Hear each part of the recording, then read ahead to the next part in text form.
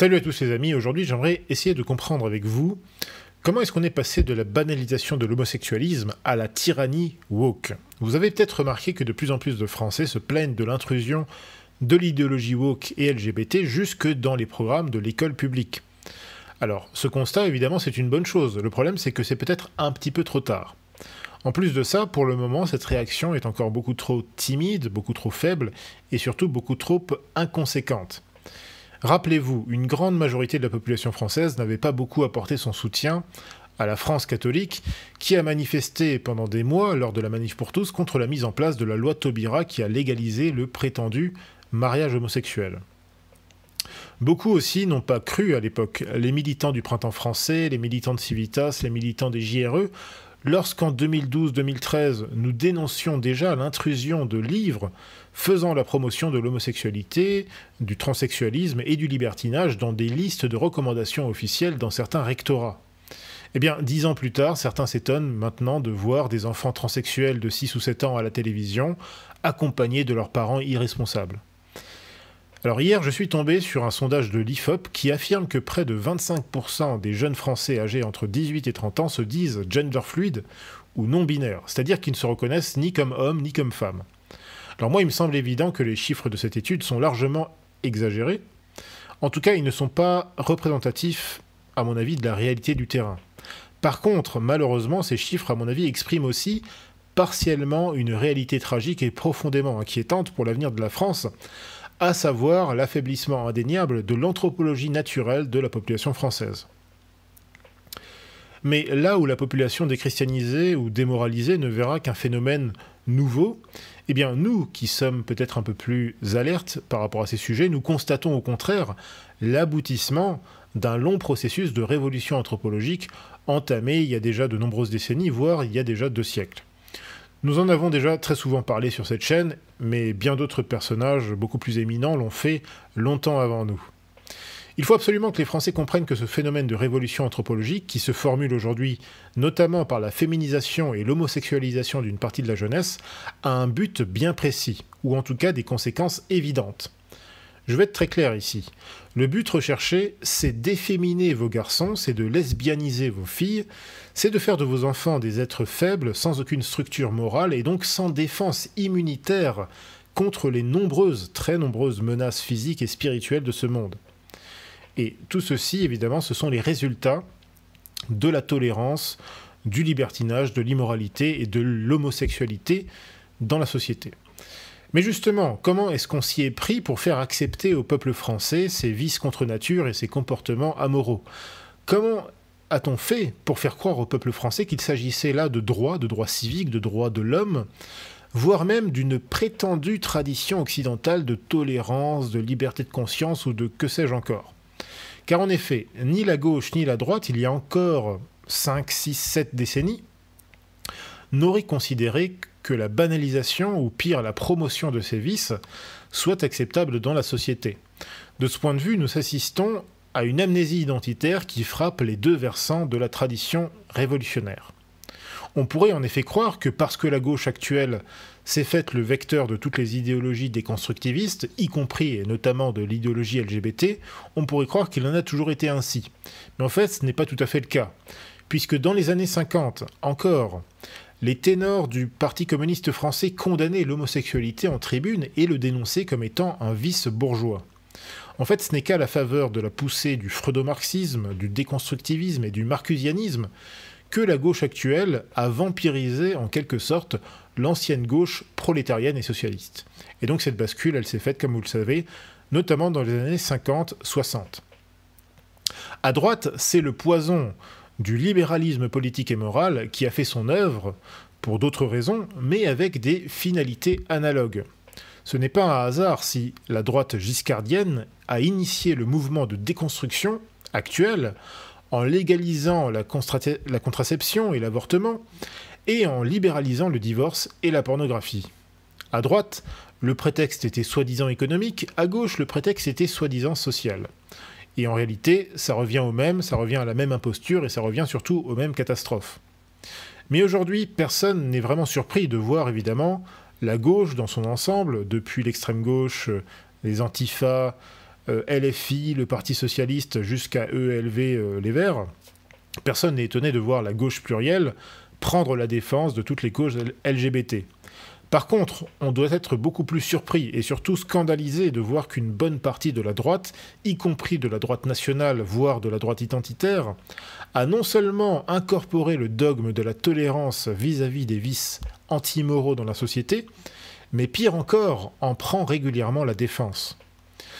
Un ami québécois catholique, que je salue ici, qui se reconnaîtra peut-être, commentait ainsi la chose en se moquant des bêta-cucks de droite, des homosexualistes de droite, en leur trouvant ce slogan assez rigolo. Donc ce slogan, ça serait, voilà, en gros, il faut défendre nos gentils pédés parce qu'ils sont maltraités par les Arabes. Voici un petit peu l'état d'esprit d'une certaine partie, malheureusement, de la droite patriotique aujourd'hui. Et il est en effet absolument déplorable que le combat de la droite ces derniers temps semble se résumer à une critique de l'immigrationnisme et de l'islam, ce qui n'est évidemment pas un mal en soi, il faut évidemment critiquer l'immigrationnisme et l'islam. Le problème, c'est qu'une partie de cette droite critique ces deux phénomènes par des arguments essentiellement libéraux-libertaires.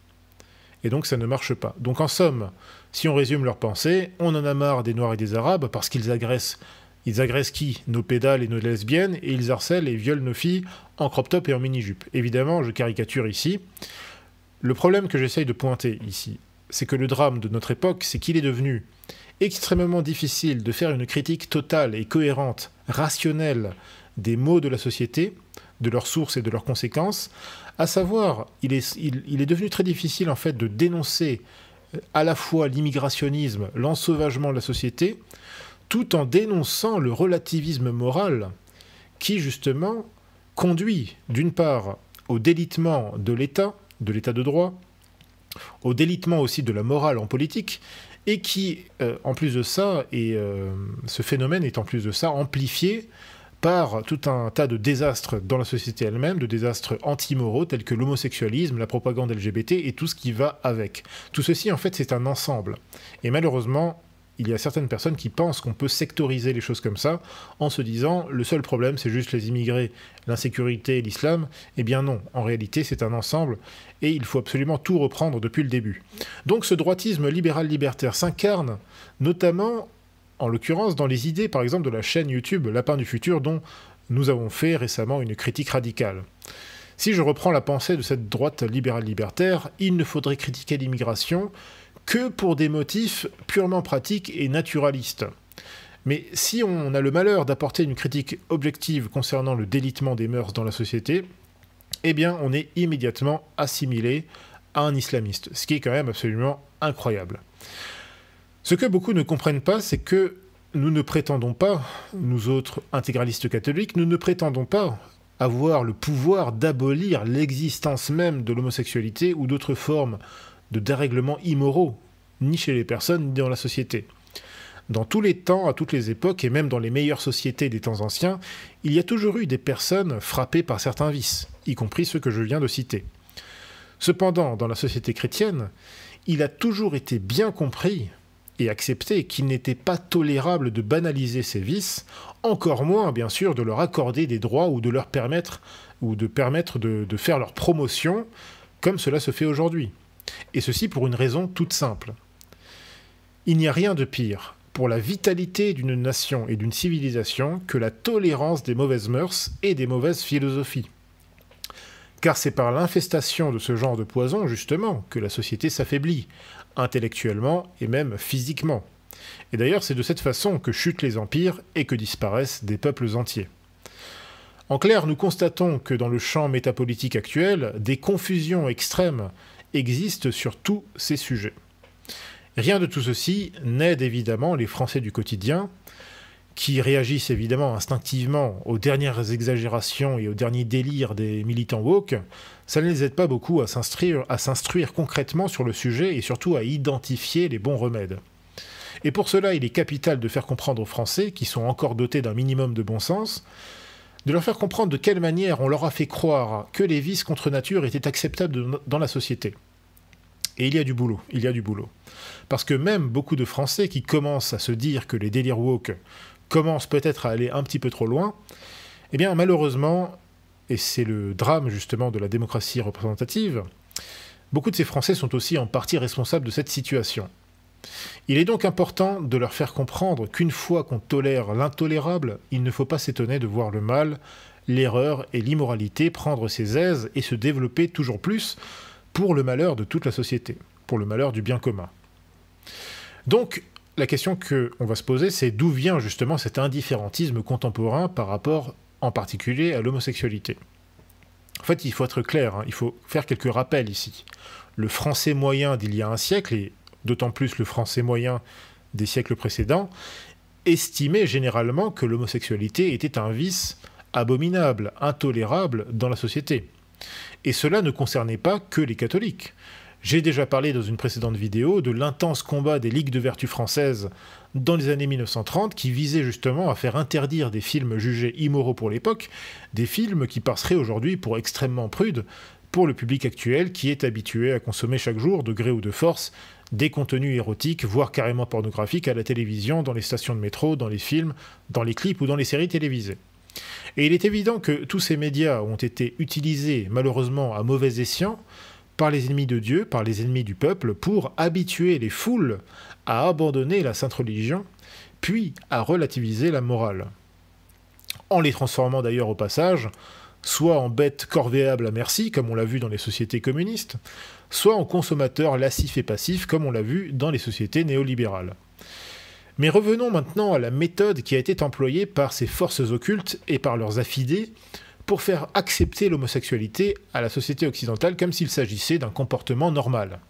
Et pour ceci, j'aimerais remercier tout d'abord un ami musulman qui est un téléspectateur du Fidépost et qui m'a partagé récemment une vidéo d'un youtubeur islamique, pour le coup, qui revient justement sur cette question en constatant que la stratégie de démoralisation qui a été appliquée il y a quelques décennies en Occident est aujourd'hui appliquée progressivement dans le monde arabo-musulman. Et dans cette vidéo, ce youtubeur va évoquer justement deux universitaires américains qui, dans les années 1980, ont élaboré une méthode pour normaliser l'homosexualité en Amérique et plus largement en Occident. Alors ces deux universitaires s'appellent Marshall Kirk et Hunter Madsen, tous deux diplômés d'Harvard. Donc le premier était diplômé en psychologie et l'autre a été diplômé donc en sciences politiques avec une spécialisation en marketing et en ingénierie sociale. Vous allez comprendre pourquoi. En fait, leur méthode a été expliquée, ils l'ont expliqué eux-mêmes dans un article qui est paru en 1987, article qui fut ensuite la base d'un livre qu'ils ont publié 2 ans plus tard sous le titre « Comment l'Amérique surmontera sa peur et sa haine des homosexuels dans les années 1990 ». Alors naturellement, ces deux individus furent loin d'être les premiers ou les seuls doctrinaires de la révolution sexuelle. Ils furent précédés en cela par de très nombreux personnages plus ou moins célèbres, qui vont du marquis de Sade jusqu'à Alfred Kinsley, en passant par Magnus Hirschfeld. Cependant, les écrits de Kirk et Madsen constituent une sorte de méthodologie très sophistiquée d'ingénierie sociale et de manipulation de l'opinion publique appliquée à la normalisation de l'homosexualité. Dès la première phrase de leur article, Kirk et Madsen lâchent le mot essentiel. Écoutez bien, ce mot, c'est l'indifférence. C'est très important. Selon eux, je les cite ici, « La priorité est de désensibiliser les actions du public américain concernant les homosexuels et les droits des homosexuels. Afin de désensibiliser le public, il faut l'aider à percevoir l'homosexualité avec indifférence plutôt que par l'émotion. Idéalement, nous voulons faire en sorte que les hétérosexuels perçoivent les différences en matière de préférence sexuelle de la même manière qu'ils perçoivent les différences en matière de goût personnel dans le domaine culinaire ou sportif. Un tel aime la glace à la vanille, moi j'aime la glace à la fraise, un tel aime le baseball et moi je préfère le football. » Fin de citation. Donc, dès l'entame de leur manifeste, on voit que ces deux universitaires visent avant tout à banaliser et à relativiser l'homosexualité dans l'esprit du public, notamment en cherchant à éteindre en lui les réactions naturelles d'opposition. Et pour atteindre justement cet état d'indifférence, il faut jouer, donc selon les universitaires, il faut jouer sur la notion de liberté individuelle. Mais une fois que vous avez obtenu justement l'indifférence de votre cible, eh bien, autant dire en fait que vous avez l'assurance qu'elle a baissé sa garde, et donc il ne reste plus ensuite qu'à abuser de la notion de liberté. Ces deux conditions une fois qu'elles sont remplies, eh bien on peut alors considérer en fait que l'essentiel de la bataille des idées, de la bataille subversive en l'occurrence, on peut considérer qu'elle est gagnée. Et les deux universitaires d'ailleurs ne s'en cachent pas, puisqu'ils déclarent ensuite, écoutez bien, alors là ça vaut son pesant de cacahuètes, citation, « Si vous parvenez à faire croire au public américain que l'homosexualité est juste une manière de vivre, juste une préférence personnelle, au moment même où ils hausseront les épaules, la lutte pour les droits sociaux et légaux des homosexuels sera virtuellement gagnée. Et pour arriver au stade du haussement d'épaule, les homosexuels doivent cesser d'apparaître comme mystérieux, comme étranges, repoussants et rebelles. Une campagne médiatique de grande ampleur sera nécessaire afin de faire changer l'image des homosexuels aux États-Unis. Et toute campagne visant à atteindre cet objectif devra remplir les 6 conditions suivantes. » Fin de citation. Donc effectivement, l'article se poursuit et va établir 6 points d'action qui visent justement à normaliser l'homosexualité dans la société américaine. Et je vais évidemment ici me contenter de les résumer au maximum. Donc le premier point, donc la première recommandation de ces universitaires, premier point, c'est parler des homosexuels et de l'homosexualité aussi fortement et aussi souvent que possible dans l'espace public. Alors, parmi ces points, je cite leurs recommandations. Un débat permanent autour de cette question suscite l'impression que l'opinion publique est au minimum divisée sur le sujet et qu'une partie considérable de cette opinion publique accepte ou même pratique l'homosexualité. L'imagerie sexuelle doit être évitée et les droits homosexuels doivent être réduits à une question sociale abstraite autant que possible. L'industrie d'Hollywood a fourni les meilleures armes pour désensibiliser le public mainstream. Petit à petit, au cours de la dernière décennie, des personnages ou des thèmes liés à l'homosexualité ont été introduits dans les programmes télévisés ou dans les films. Ceci ne doit être que le début d'une tornade publicitaire organisée par l'Amérique homosexuelle. Ceci inclut de faire la promotion des droits homosexuels auprès d'églises modérées, en soulevant nos propres objections théologiques par rapport à des interprétations bibliques plus conservatrices et en dénonçant la haine et les incohérences. Il est également nécessaire de nuire à l'autorité morale d'églises homophobes en les représentant comme étant rétrogrades, passéistes et en décalage avec les dernières découvertes des sciences psychologiques. Cette sorte d'alliance contre nature a souvent eu du succès par le passé sur des sujets tels que le divorce et l'avortement. Fin de citation. Donc là, c'est la première recommandation. Il faut absolument parler de l'homosexualité aussi souvent que possible dans le débat public parce que ça va susciter, donc selon eux, et là c'est vraiment très fin, hein, c'est vraiment sournois, mais c'est tout à fait exact. Une fois que vous imposez en fait un débat, un sujet dans la sphère publique, notamment dans la sphère médiatique, vous allez forcément avoir un clivage puisque vous allez requérir en fait l'attention et l'opinion, quelque part, justement, de l'opinion publique. Donc vous allez avoir des gens, évidemment, qui vont s'opposer à l'idée en question, et d'autres personnes qui vont dire « Ah non, mais finalement, moi, je trouve ça pas mal, je trouve ça tolérable, c'est ok, je trouve que c'est normal, et donc je vais finalement me dire que je vais militer pour. » Donc vous créez, en fait, une scission, une division dans la société, et vous rendez, en fait, le débat possible, et vous, surtout, c'est ça qui est important chez eux, c'est de dire que, en fait, ça va susciter l'adhésion automatique d'une partie de la population qui auparavant ne serait pas posé la question particulièrement, mais qui va se dire « Ah mais oui, finalement, pourquoi ne pas soutenir les homosexuels, etc. etc. » L'autre point l'autre sous-point plutôt, c'est que il remarque aussi que dans les années 60-70, il y a eu de plus en plus de personnages homosexuels dans les films ou à la télévision, à Hollywood ou à la télévision aux États-Unis. Et donc que tout ceci, évidemment, ne doit être, selon eux, que le début d'une tornade publicitaire organisée donc par leur lobby LGBT.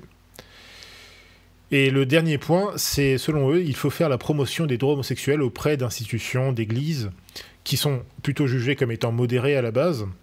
Et c'est ce genre d'églises qui vont chercher à pénétrer, justement, pour complètement évacuer, en fait, les objections théologiques classiques, en amenant, justement, de nouvelles interprétations, en dénonçant la haine, en faisant un petit peu appel justement aux valeurs religieuses standards du genre l'amour du prochain, des trucs comme ça. Bon. Et voilà, c'est une méthode subversive qu'ils ont mis en place et en fait on voit bien que ça a marché. Ça a marché dans pas mal d'églises protestantes, ça a marché évidemment chez les conciliaires et c'est un petit peu ce qu'ils essaient d'ailleurs de faire de plus en plus depuis maintenant quelques années quand même déjà. Auprès de pas mal de communautés musulmanes. Hein. C'est pour ça aussi qu'on voit pas mal de gauchistes qui s'allient aux musulmans, ou plutôt qui essaient de prendre la défense des musulmans, par freudomarxisme, enfin par freudomarxisme, plutôt par marcusianisme, hein, donc c'est un peu cette espèce de volonté de voir des luttes, de construire un petit peu des nouvelles luttes de classe, hein, donc on dépasse la lutte des classes, maintenant c'est la lutte de tous les pestiférés de la terre, donc les musulmans sont inclus dedans, et puis c'est la lutte aussi, la lutte des sexes, la lutte des genres, hein, c'est la lutte interminable finalement. C'est le marxisme, le marxisme culturel, voilà, c'est le terme que je cherchais. L'universitaire remarque également que ce genre de stratégie, justement, vis-à-vis d'institutions religieuses, donc, a souvent marché, notamment pour les faire reculer sur des sujets comme le divorce ou l'avortement. Et là aussi, on voit que ça a pas mal marché dans pas mal de congrégations protestantes. Le deuxième point, selon eux, c'est de dépeindre les homosexuels comme étant des victimes et non pas comme des agents de subversion. Donc je cite, « Les homosexuels doivent être dépeints comme des victimes ayant besoin d'être protégés, afin de susciter chez les hétérosexuels le réflexe d'assumer leur rôle de protecteur. Les homosexuels doivent éviter de se vanter publiquement de leur fierté gay lorsque cela entre en conflit avec leur image de victime. Lorsque cela entre en conflit avec leur image de victime uniquement. La campagne médiatique pour promouvoir l'image de la victime homosexuelle devra utiliser des symboles qui affaibliront le sentiment de menace perçu par le grand public, lequel baissera ainsi sa garde, et ce qui rendra crédible l'état de victimisation. Dans les publicités, il faudra éviter les représentations d'homosexuels musclés à moustache et favoriser plutôt des personnages sympathiques et avenants, de type des jeunes gens, des personnes âgées et surtout des belles femmes. Il faudra dire également au grand public que les homosexuels sont victimes du destin, dans le sens où la plupart d'entre eux n'ont pas choisi leur orientation sexuelle. Alors là aussi c'est très intéressant puisque d'une part, vous avez ce processus de victimisation. Et évidemment ça marche bien dans une société où justement le principe de charité est complètement perverti. On voit ici qu'il y a deux principes qui sont vraiment pervertis et c'est vraiment typique en fait de la société post-chrétienne, de la société déchristianisée. Le principe de liberté. Donc on voit, on l'a vu dans le point précédent et on le verra encore pourquoi ils vont jouer là-dessus, pour le subvertir, et aussi le principe de charité en fait, de charité envers le prochain. Le but ici c'est que les homosexuels soient dépeints en permanence comme des victimes, hein, évidemment qui sont harcelés par des méchants d'extrême droite ou d'autres, et donc ces victimes ont évidemment besoin d'être protégées. Et même on voit qu'ici qu'ils cherchent à atteindre la psychologie quelque part du cis hétérosexuel, hétéronormé ou je sais pas quoi, puisqu'ils vont essayer d'appeler à son sentiment, voilà, son réflexe de protection. En fait, qui n'est juste peut-être que de la charité mal ordonnée, mais c'est comme ça. C'est sûr que quand on voit de l'injustice, on a envie, normalement, quand on est quelqu'un de bien constitué, on a envie de protéger la victime. Mais là, est-ce que les homosexuels sont vraiment des victimes lorsqu'ils justement cherchent à banaliser leur comportement contre nature? C'est une autre question. Autre point très intéressant, très important, alors là c'est vraiment du pur marketing, ils disent que dans les publicités, il faut éviter les représentations de macho men, hein, un peu l'homosexuel du type Village People, tel qu'il était un peu, voilà, c'est un peu la caricature de l'homosexuel des années 70, qui fait un peu peur, enfin franchement, voilà, qui fait un peu peur objectivement. Et il faut plutôt le remplacer justement par des personnes normales, qui sont sympathiques, qui présentent bien, qui ont une belle gueule, et aussi par des personnes ordinaires. Donc ça peut être une personne âgée, des choses comme ça, et surtout des belles femmes aussi, finalement. Et en fait, c'est comme ça que ça marche. Ça marche aussi comme ça que les élections. Une belle gueule passe mieux que voilà, quelqu'un avec une tronche toute ridée et tout ça, et on l'a vu avec Macron, hein. C'est comme ça que ça fonctionne, malheureusement, surtout dans notre société et dans notre système politique actuel. Et enfin, alors là c'est un point, je pense, le plus important de ce point, il faudra dire au grand public que les homosexuels sont victimes du destin, ils n'ont pas choisi leur orientation sexuelle. Et ça c'est vraiment le mythe, justement, qui est constamment rappelé, hein, quand vous discutez justement avec des défenseurs de la cause LGBT, systématiquement ils vont vous dire oui mais les homosexuels ne choisissent pas, on choisit pas d'être gay, on choisit pas d'être transsexuel ou je sais pas quoi. C'est l'argument constant, mais on voit au contraire que manifestement, alors peut-être qu'il y a des personnes qui ont des dérèglements psychologiques, voilà, pour des raisons diverses et variées peut-être, mais on voit aussi qu'il y a une propagande et qui pousse aussi au lesbianisme et à l'homosexualisme chez des jeunes assez tôt. Et ça, on le voit. Moi, je le voyais déjà au collège à l'époque. Et je sais aussi que ça se fait encore de plus en plus. Enfin, aujourd'hui, c'est devenu carrément une mode extrêmement dangereuse. Donc, troisième point maintenant de cet article, donner aux protecteurs une motivation. Donc aux protecteurs, il parle ici des gens qui vont prendre la défense justement de la cause LGBT, mais qui ne seront pas forcément eux-mêmes homosexuels. Donc je cite, « La plupart des hétérosexuels ne voudront pas défendre l'homosexualité en tant que telle. Il ne faut donc pas directement demander l'acceptation des pratiques homosexuelles, mais plutôt insister sur le thème de la non-discrimination. Le droit à la liberté d'expression, à la liberté de croyance, à la liberté d'association, à l'état de droit et à l'égalité devant la loi devront être utilisés dans cette stratégie. Le mouvement homosexuel doit fonder sa cause sur les standards actuels du droit et de la justice afin de pouvoir répondre aux arguments moraux de ses ennemis. Les homophobes fondent leur rejet de l'homosexualité dans le dogme religieux. Par conséquent, les défenseurs des droits homosexuels doivent répondre au dogme par les principes du droit. » Là encore, c'est très intéressant, puisque c'est ce que je disais tout à l'heure. Là, on voit que leur stratégie, ça a été d'appuyer sur la notion de liberté, évidemment, avec un sens perverti, une fausse notion de la liberté, en fait. Donc on appuie justement sur la liberté d'expression, liberté de croyance, finalement la liberté individuelle, hein, c'est un petit peu ça qu'on essaie d'exploiter ici, et surtout aussi l'état de droit, l'égalité devant la loi. Donc là, il y a deux choses. Perversion du principe de liberté et perversion, en fait, du principe du droit. Ça, c'est vraiment fascinant dans cette tactique de subversion. C'est vraiment fascinant. Et en fait, c'est machiavélique et c'est très bien fait, finalement. Puisque c'est le piège dans lequel, justement, tombent beaucoup d'individus aujourd'hui, y compris de gens qu'on classifie aujourd'hui à droite. Hein, c'est toutes les personnes qui ont les fameux bêta-cucks qui défendent nos gentils PD parce qu'ils se font agresser par des Arabes. Il y a déjà ce piège de cette fausse notion de la liberté, il y a surtout ce piège en fait de la fausse notion de droit. Et ça découle aussi du positivisme actuel, c'est-à-dire qu'on se dit, bon, la loi aujourd'hui c'est que le mariage homosexuel est autorisé, bah donc on va pas revenir dessus, donc bah finalement c'est dans la loi, donc c'est la loi, donc c'est comme ça, donc c'est bon, donc c'est bien, donc il n'y a pas de problème. Et ça, c'est du positivisme. C'est de se dire que parce que c'est inscrit dans la loi, parce que les hommes ont placé ça dans la loi, du coup, ça devient la loi. Voilà. Le positivisme, en fait, c'est le rejet de l'existence d'une morale objective, d'une loi naturelle, tout simplement. Ça s'oppose, en fait, au concept de juste naturalisme. Et évidemment, c'est un gros problème qu'on retrouve à droite aujourd'hui, parce que la droite, comme le disait notre cher ami Théodon, est de plus en plus libertarienne. L'universitaire en question, ici, remarque bien que les homophobes, comme il dit, les homophobes donc fondent leur rejet de l'homosexualité, notamment dans le dogme religieux, c'est-à-dire aussi dans la morale naturelle, hein. Et donc ils veulent s'appuyer justement sur le droit, sur les principes du droit, mais du droit positiviste, du droit moderne, du droit positif en fait, pour justement contrecarrer les objections de la morale naturelle. Mais justement, comme la société, que ce soit le régime américain ou le régime en France, rejette justement le principe de loi naturelle, fondamentalement, hein, même si on peut discuter de ça, mais fondamentalement, ce principe de loi naturelle est rejeté, et bien du coup, forcément, il est très facile pour non seulement les militants homosexualistes, mais aussi beaucoup d'autres militants qui vont chercher à subvertir la société, il est très facile pour eux, justement, de s'appuyer sur le droit ou le prétendu droit actuel pour imposer leurs idées. Quatrième point, donner une bonne image aux homosexuels. Je cite, « Pour rendre l'homosexuel victime sympathique auprès des hétérosexuels, il faut le représenter comme étant monsieur tout le monde. Pour contrer la mauvaise presse contre les homosexuels, il faut présenter ces derniers comme étant des piliers supérieurs de la société en utilisant des phrases telles que « Saviez-vous que tel grand personnage était homosexuel ?»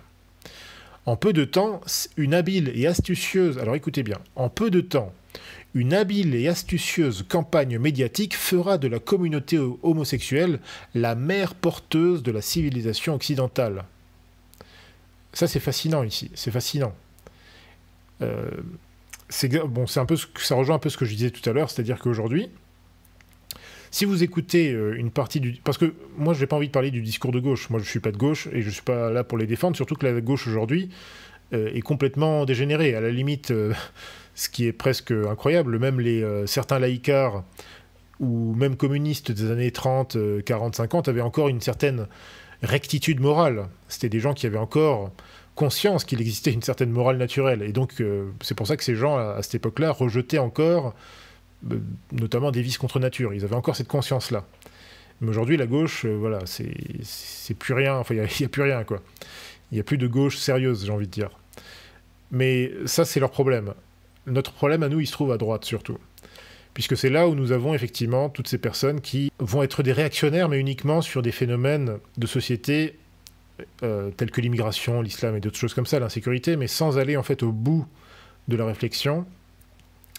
Et ce sont des gens, comme je le dis souvent, des gens qui ont vraiment des grosses carences au niveau de la doctrine politique, de la doctrine philosophique. Et c'est la raison pour laquelle on en voit certains, et c'est absolument hallucinant, qui essaient de vous faire croire que la tradition occidentale, que la culture occidentale consisterait en quelque sorte à être tolérant vis-à-vis de l'homosexualité, ou à être tolérant vis-à-vis, je sais pas quoi moi, de la liberté d'expression absolue, ou, enfin, des choses qui n'ont absolument aucune prise dans l'histoire réelle, dans l'histoire de l'Occident. C'est absolument hallucinant. Et on le voit sur tellement de sujets. Hein. Aujourd'hui, c'est un peu ce que je dis souvent, c'est un peu une caricature, mais en fait, c'est aussi une partie de la réalité. Certaines personnes, et on le voit en permanence hein, sur les questions, on le voit en permanence sur toutes les polémiques qu'il y a autour du voile en permanence, tous les 4 matins, c'est le truc typique. Parce qu'en fait, c'est pas le voile qui pose problème vraiment, c'est pas tellement le voile musulman, c'est surtout en fait la notion de modestie naturelle et la notion aussi qu'il existe effectivement une révélation, qu'on peut effectivement faire découler de cette révélation une morale qu'on s'applique à soi-même et dans la société. C'est quelque chose qui insupporte une grande partie de la droite qui est complètement devenue laïcarde et qui en fait défend les principes de la gauche d'hier. Et finalement, on retrouve dans ce genre de polémique l'argument selon lequel, et oui, ben finalement, en fait, la pudeur, la modestie vestimentaire, c'est quelque chose qui serait absolument étranger, apparemment, à la culture occidentale, ce qui est absolument incroyable et faux. Vous remontez à peine 100 ans dans le passé, vous trouvez des Français qui vont vous dire tout le contraire. Donc vous avez une espèce de grand remplacement interne dans la psyché nationale qui est assez impressionnante, qui est une conséquence en fait de cette révolution anthropologique. Et on voit que ces universitaires américains, déjà dans les années 80, étaient conscients de la chose. Et donc ils se servent de ça et ils disent que, de façon habile et astucieuse, il faudra faire croire que la communauté homosexuelle, en gros que les valeurs portées par l'homosexualité ou je sais pas quoi, par le mouvement LGBT, que ce serait la mère porteuse de la civilisation occidentale. Enfin, il faut comprendre là derrière que finalement, voilà, la tolérance de l'intolérable, finalement, telles sont les valeurs de l'Occident. C'est un peu le message qui se cache derrière. Et c'est ce qu'on voit aujourd'hui. Combien de figures que la presse présente souvent comme islamophobes, je pense notamment à cette journaliste britannique qui s'appelle Watkins ou quelque chose comme ça, qui est une sioniste notoire et qui en fait fait un petit peu son beurre comme d'autres l'ont fait ici en France sur des sujets un peu polémiques tels que l'islam et tout ça. Mais le problème, c'est que ça ne va jamais être une vraie critique pertinente de l'islam ou de l'immigration, une vraie critique de droite, telle qu'on va la faire nous en tant que catholiques ou en tant que juste naturalistes. Ça va toujours être une critique. Oui, les musulmans et les arabes, ils sont pas gentils parce qu'ils attaquent les homosexuels. Mais qu'est-ce qu'on en a à faire, évidemment. Il ne faut pas agresser les gens comme ça, c'est pas ce que je dis. Et je ne dis pas qu'il faut agresser les homosexuels, je dis juste que personne de sérieux à droite ne va défendre la cause des homosexuels. C'est absolument ridicule. Mais on voit à quel point ils se sont servis habilement, effectivement, de cette amnésie ou de cette schizophrénie occidentale. 5e point, donner une mauvaise image aux homophobes. Donc on a vu que le 4e point, c'était donner une bonne image aux homosexuels. Donc forcément, 5e point, il faut donner une mauvaise image aux homophobes. Et écoutez bien, alors, je cite, « Vers la fin de cette stratégie médiatique, longtemps après la banalisation de la présence des homosexuels dans les médias, il sera venu le temps d'assommer définitivement les derniers opposants. En clair, ces derniers devront être vilipendés. Il faudra montrer au grand public des images d'homophobes délirants, dont les traits et les idéologies secondaires seront à même de dégoûter l'Américain moyen. Par exemple, il faudra montrer des images du Ku Klux Klan, demandant le bûcher pour les homosexuels. Il faudra montrer des images de pasteurs baptistes tellement hystériques qu'ils paraîtront à la fois ridicules et fous. Il faudra montrer des images de voyous ou de criminels qui parlent tranquillement des pédales qu'ils ont tués ou qu'ils aimeraient tuer. où il faudra encore montrer un camp de concentration nazi dans lequel les homosexuels étaient torturés et gazés. Tout ceci fera enrager les pires ennemis de la cause homosexuelle, mais il faudra alors les faire tomber dans le piège pendant que toute l'Amérique regardera. Voilà, fin de citation. Alors, le programme continue. Il y a encore d'autres points, mais là, je vous fais le résumé en fait, des grandes lignes. Hein. Donc, c'est absolument incroyable. C'est même quelque part un petit peu drôle. Enfin, c'est tellement machiavélique qu'on peut avoir une forme d'admiration pour cette stratégie, mais malheureusement, elle se fait à l'encontre du bien commun. Et par contre, ce dernier point, là encore, est assez intéressant, puisque, évidemment, là, c'est la stratégie de diabolisation, justement, de l'ennemi.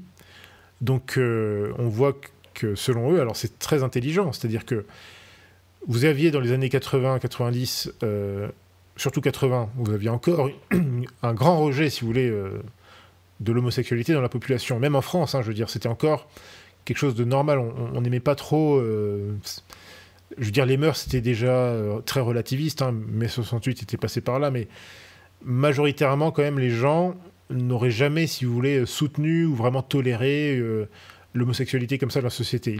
Il a vraiment fallu, en fait, une entreprise médiatique, vraiment, d'ingénierie sociale. Et donc, l'un des aspects, justement, de réussite de cette opération, c'est de donner une mauvaise image aux homophobes. Et pour faire vraiment passer une mauvaise image, quoi de mieux que de les faire passer, en fait, pour des nazis, pour des membres du Ku Klux Klan, pour des gens complètement hystériques, complètement fous, qui avec la bave aux lèvres, pour voir des criminels, des gens violents, qui sont prêts évidemment à assassiner le premier homosexuel qu'ils vont croiser dans la rue. Et c'est exactement la méthode de diabolisation que ces gens ont appliquée et qu'ils ont recommandée. Donc c'est assez incroyable. Je rappelle encore que cet article date de 87 et que le livre est paru en 89. Et donc, comme je le disais, le programme élaboré donc, par Kirk et Madsen contient bien d'autres axes d'action qui vont donc de la récolte de fonds jusqu'à des stratégies d'occupation de l'espace médiatique. Donc, il va sans dire que cette stratégie, elle a fonctionné à merveille, aussi bien dans les grands médias que chez les politiciens, que dans le grand public, malheureusement. Et là encore, notez bien, ça c'est vraiment l'essentiel qu'il faut retenir de cette émission, notez bien que ces deux universitaires, ils se sont appuyés, en fait essentiellement, pourquoi leur stratégie a marché? Parce qu'ils se sont appuyés sur les faiblesses structurelles des sociétés libérales modernes afin de réaliser leur plan. Premièrement, exploiter l'indifférentisme sous le prétexte de la liberté individuelle, liberté d'expression, que sais-je. Deuxièmement, invalider tout argument ou toute réaction morale en se servant du positivisme juridique qui caractérise la plupart donc, des systèmes politiques dans l'Occident post-chrétien. Grossièrement, ce sont vraiment les deux axes principaux par lesquels ils ont réussi à accomplir ce plan. Et malheureusement, encore une fois, on voit que beaucoup à droite ont complètement baissé leur garde par rapport à ça. Ils sont très vulnérables par rapport à de nouvelles stratégies qui vont plus ou moins reprendre les mêmes méthodes. Et en fait, on peut dire que cette méthode, dans son essence, elle a pu être utilisée pour bien d'autres causes qui ont visé ou qui visent encore aujourd'hui à subvertir la société contemporaine. En fait, basiquement, ce sont littéralement les mêmes méthodes qui sont employées par ce qu'on appelle les woke. Ce sont les mêmes procédés, ce sont les mêmes éléments de langage que l'on retrouve aujourd'hui dans les séries, chez les politiciens, chez les militants LGBTQ, XW, je sais pas quoi. Bon, voilà, ce sont les mêmes techniques. Seulement, il faut voir une chose, c'est que le combat homosexualiste donc, des années 80, aujourd'hui, il est dépassé. En fait, ils ont atteint leur objectif. Une grande partie, malheureusement, de l'opinion publique occidentale, y compris à droite, a été vaincue, terrassée, et en fait, elle ne se rend même plus compte. Tant les partis patriotes, en France comme ailleurs, sont littéralement remplis d'homosexuels notoires. Et c'est pour cela qu'aujourd'hui, l'homosexualité est totalement normalisée dans la société, à tel point que toute réaction est parfois même perçue comme étant étrangère à la culture occidentale. Même parfois, ces critiques, enfin ce constat vient même parfois de prétendus identitaires, de prétendus occidentalistes. Drôle de façon de défendre l'Occident quand même. Et là encore, ça rejoint le point, je crois, numéro 4 de leur stratégie, hein, c'est faire passer en fait l'homosexualité pour une espèce de valeur, de choses tout à fait normales dans la culture occidentale. Bon, l'histoire prouve le contraire, mais voilà, à part ça, c'est pas grave. Donc c'est aussi pour ça qu'aujourd'hui, Ce courant, qui finalement n'est qu'une partie du mouvement déconstructiviste, est passé à d'autres chevaux de bataille, pour des causes toujours plus délirantes, et repoussant évidemment toujours un peu plus loin les frontières morales. Aujourd'hui, il s'agit de défendre les droits des individus, par exemple, à se définir selon l'identité sexuelle qui leur plaît. Et bien sûr, avec tous les droits afférents, bien entendu. Il s'agit encore, par exemple, de défendre les droits, et quand je dis droits ici, c'est évidemment avec beaucoup de guillemets, vous avez compris. Il s'agit par exemple encore pour ces woke et ces LGBTQ, de défendre les droits des enfants à assumer leur vraie sexualité et à se libérer des déterminismes hétéronormés. Et je suis désolé, mais seuls les imbéciles et les aveugles refuseront d'admettre quelle est la suite logique de tout ceci. Je ne vous fais pas un dessin, mais bref, on vous aura prévenu. Et nous pourrions aussi noter que la banalisation de l'homosexualité et de tout ce qui s'en est suivi a constitué une formidable introduction à la normalisation du transhumanisme, ce qui est logique, parce que lorsqu'on passe d'une négation de la nature à une autre négation de la nature, eh bien, bon, il ne faut pas s'étonner. Mais bon, ça c'est un sujet qu'on garde pour une autre fois, c'est un sujet intéressant, mais qui nous emmènerait un petit peu trop loin. J'aimerais simplement conclure en disant qu'il faut, à mon avis, simplement espérer que les populations occidentales déchristianisées, démoralisées et relativistes se réveillent et comprennent que s'ils sont dirigés par des crapules sans foi ni loi, que s'ils sont les cocus en permanence des forces mondialistes et eurocratiques, et que si leur pays est littéralement le terrain de jeu des racailles du monde entier, eh bien c'est peut-être aussi tout simplement parce qu'ils ont baissé leur garde à tous les niveaux, à commencer par le plan spirituel et moral. Regardez ce qui se passe en Chine, regardez ce qui se passe en Russie, regardez ce qui se passe même, bon, au Brésil de Bolsonaro, il a encore du boulot, mais regardez surtout en Russie et en Chine. Je ne dis pas que les choses sont parfaites là-bas, mais même la Chine, qui est passée d'un modèle maoïste communiste à une espèce de national-socialisme capitaliste assez étrange, eh bien aujourd'hui la Chine, on l'a vu récemment, le gouvernement a décrété que voilà, qu'il ne voulait plus voir à la télévision, dans les médias, il ne voulait plus voir vous savez, ces idoles, je ne sais plus comment on est, enfin, tous ces idoles de la pop, il ne voulait plus voir de personnages efféminés, voilà. Pour eux, toutes ces conneries, ça suffit, parce qu'ils comprennent très bien que ceci est un très mauvais modèle pour leur jeunesse, que ça affaiblit en fait la société, que ça les rend vulnérables vis-à-vis des menaces non seulement internes, hein, qui peuvent être un problème de délitement de la société, mais c'est aussi quelque chose qui les affaiblit par rapport à l'extérieur. Encore une fois, c'est une question en fait d'immunité naturelle. Je le répète encore une fois, reconnaître la morale naturelle, c'est renforcer son immunité naturelle par rapport à des menaces spirituelles ou physiques extérieures. Et j'aimerais bien que beaucoup de Français aujourd'hui, et beaucoup de gens autour du monde, hein, dans les sociétés déchristianisées, le comprennent. Donc voilà, ce sera tout pour aujourd'hui les amis, je vous dis que Dieu vous garde, et à très bientôt sur le Fil des Postes. Salut!